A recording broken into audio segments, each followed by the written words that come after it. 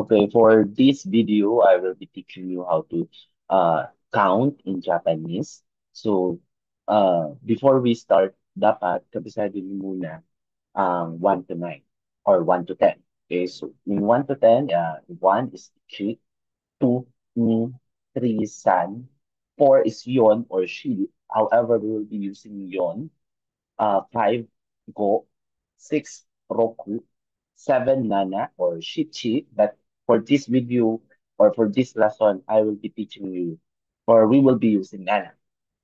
9 is hachi, 8 is hachi, 9 is q or ku, but we will be using q and we will for 10 is ju. Okay, so this is the basic or the fundamental that you need to memorize in terms of counting in Japanese. Now, how about for more than 10 or 11 onwards? So, paano ba siya? So, let's have here. Okay, for me, I usually do it mathematically. Okay, so for my class, I always do teach them how to convert or translate it in Japanese in terms in a certain pattern. Okay?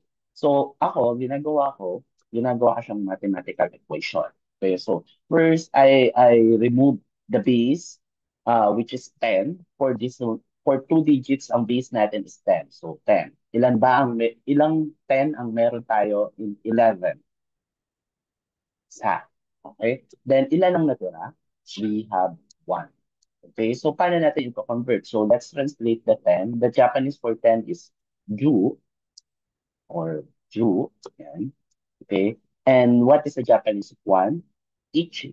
Okay, so the Japanese for 11 is ju ichi. Okay, so it's much easier na ganyan yung ginagawa para at least alam nyo yung pagkakasunod-sunod in terms of translating your numbers. Okay? Another example, for example, 15. Okay? So, ilang 10 ang meron sa 15? Isa. Okay? And then, ilan na lang natira? 5 pa tayo. So, 2, go. Okay, saan ko nakuha yung Ju? Ito, the Japanese for 10 is Ju, and the Japanese for 5 is go. Okay?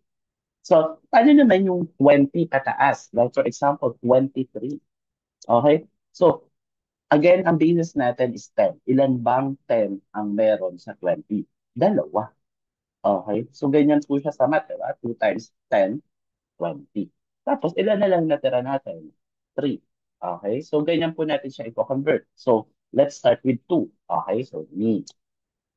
Then, we have 10, which is ju. And we have 3, which is that. So, the Japanese for 23 is ni ju-san. Okay? So, ganun po natin siya convert. Let's have another example. 68. Okay? So, ilang 10 ang meron tayo sa 60? Ako sa 6. So, 6 times 10.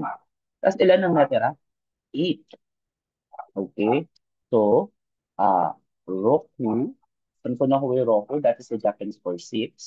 Sunod-sunod lang natin yan. Then 10, 2, and then we have Hachi. Okay? So, the Japanese for 68 is Rokuju Hachi. Okay? So, let's go with 100 naman. Okay? So, the Japanese for 100 is Yaku. Okay? So, Yaku, okay? So, paano natin gagawin? Ganun lang din po. For example, in 200, ilan bang 100 ang meron tayo sa 200? Dalawa. So, ganyan po natin siya ilalagay. Tapos, what is the Japanese of 2? Ni Yaku. Ni, then yung 100 is Yaku. So, the Japanese for 200 is Ni Yaku. Okay? Meron lang po tayong mga special. Okay? Ano itong mga special? You need to memorize this special para ito, in case that you encounter this one, you already know. Okay? So, non-negotiable, you need to memorize this one. Okay? Now, paano kapag 3? Ang mga special natin is 300, 600, and 800. Okay? So, paano po siya? Pag you encounter 300, instead of Sanyaku, kasi ganyan po siya, pag ginawa niyo yung pattern na ginawa ko. However, hindi po. This is a special, so this will be Sanyaku. Okay? We also have 6. Instead of Rokuyaku, special po ito, magiging Rokuyaku. Okay?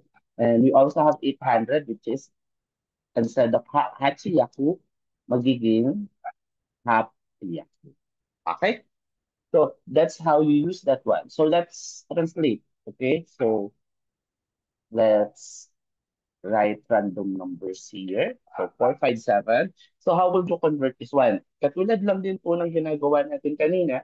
So alamin natin yung mga basis. Pag 2 digits, ang basis natin is 100. So ilan bang 100 ang meron dito sa 400?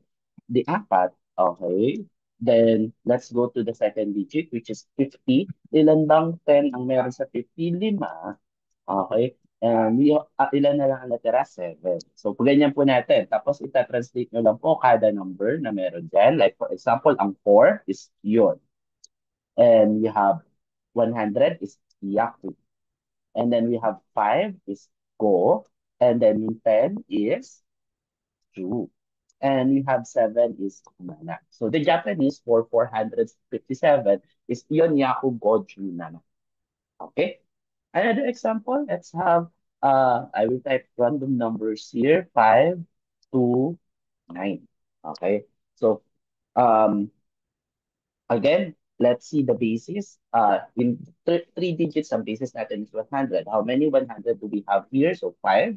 So 5 times 100 plus, how many tens? Dalawa.